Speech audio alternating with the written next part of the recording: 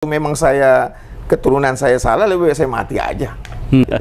Karena kita tidak menganggap ini kan masalah kehormatan juga, karena menyangkut orang tua kami yang mewariskan catatan buat kami. Dan kita menghargai orang tua kami. Kalau Anda menuduhnya salah dan memastikan hakul yakin sebagaimana Rhoma Irama menyatakannya, ya mari kita sumpah laknat. Saya tawarkan kesempatan ini, saya gunakan untuk menawarkan kepada siapapun yang merasa hakul yakin, kita siap sumpah laknat. Kalau tidak, mubahalah. Assalamualaikum warahmatullahi wabarakatuh. Bismillahirrahmanirrahim. Alhamdulillahirabbil alamin. Alhamdulillahirabbil alamin. Alhamdulillahirabbil alamin. Nahmaduhu wa nasta'inuhu wa nastaghfiruh wa na'udzu billahi min sururi anfusina wa min sayyiati a'malina. May yahdihillahu fala mudhillalah wa may yudlil fala hadiyalah. Asyhadu an la ilaha illallah wahdahu la syarikalah wa asyhadu anna Muhammadan abduhu wa rasuluh. Allahumma shalli wa sallim wa barik ala sayyidina Muhammadin wa ala alihi wa ashabihi ajma'in. Amma ba'du.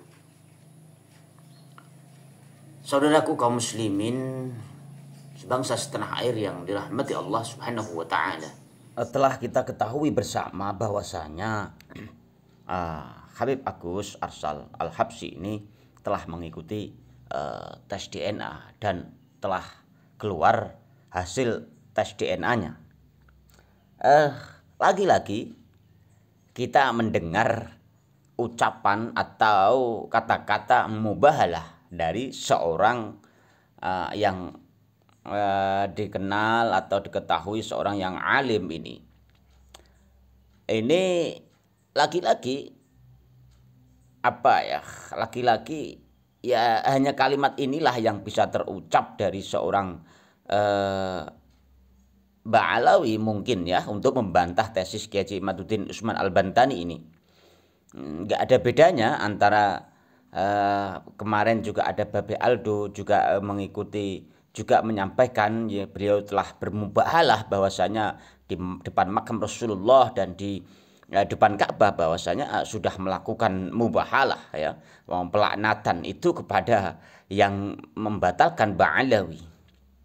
Nah, ini kita bisa simpulkan bahwasanya memang tidak ada bedanya antara yang dikenal alim dan mereka yang masih muda, yang tua, yang bodoh, yang tidak tahu apa-apa. Ternyata memang ya dalam menyikapi tesis ini sama saja, tidak ada bedanya. Iya kan? Mari kita simak dulu komentar beliau tentang tes DNA ini. Mari kita saksikan.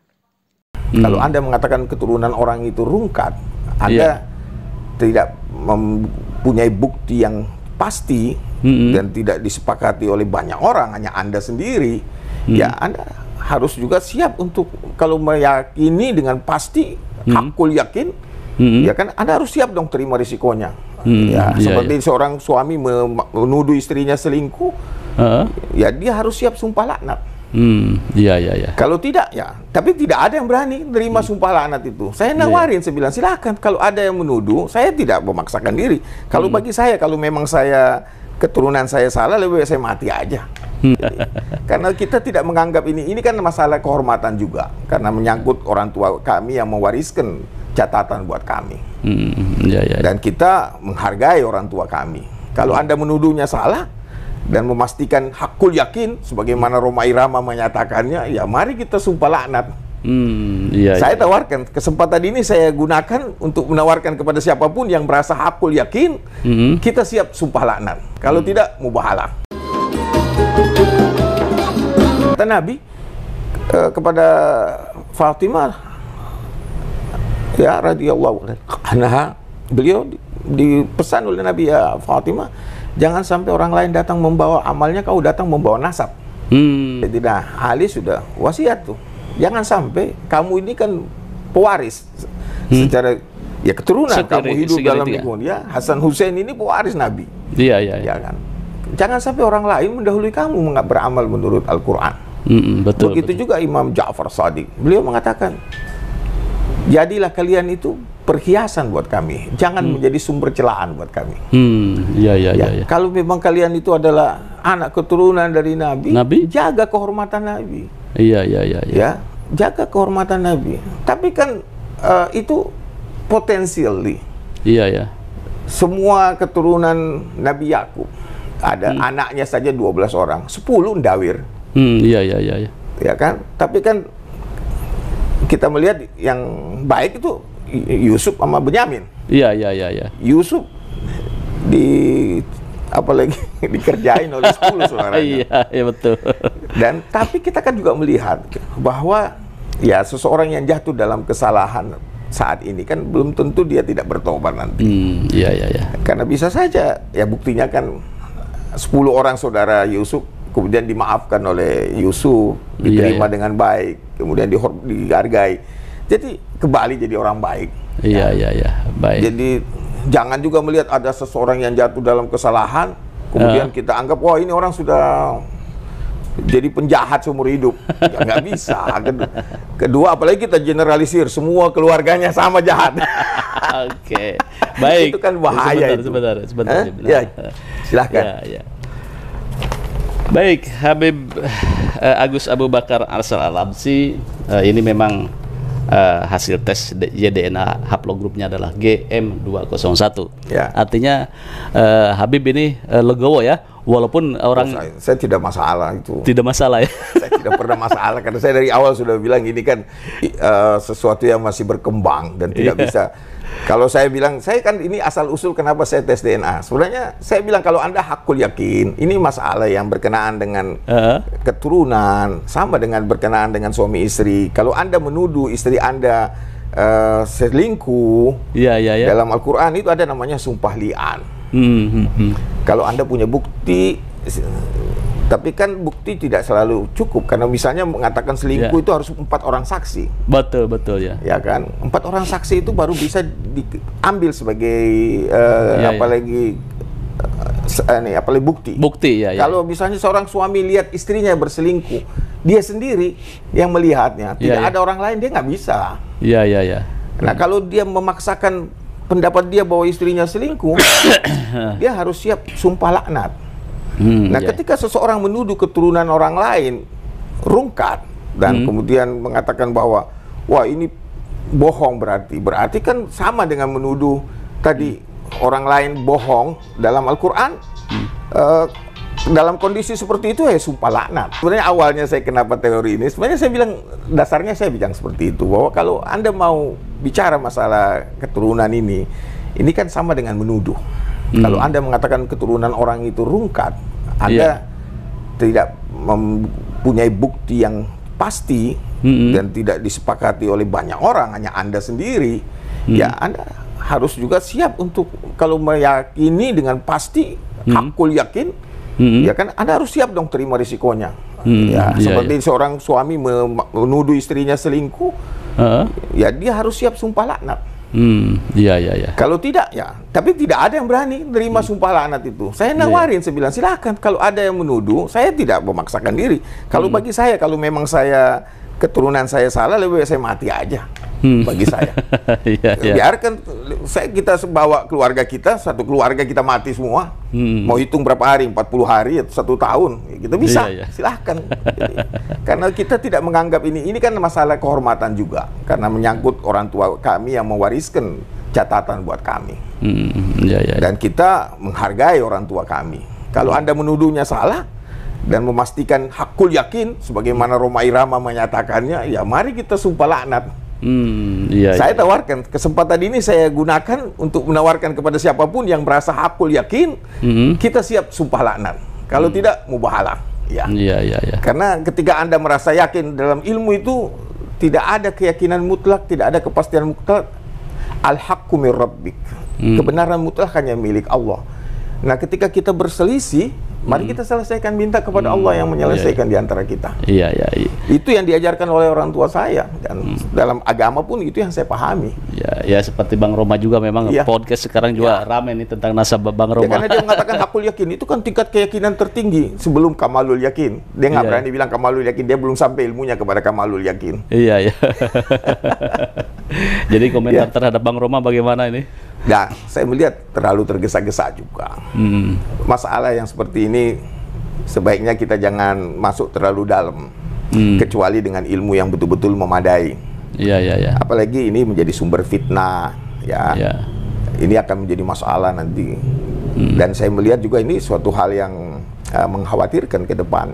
Karena kasus ini hanya di Indonesia yang muncul seperti ini. Iya, iya, iya. Saya tidak melihat di negara lain. Karena memang Habib juga kebanyakan di Indonesia.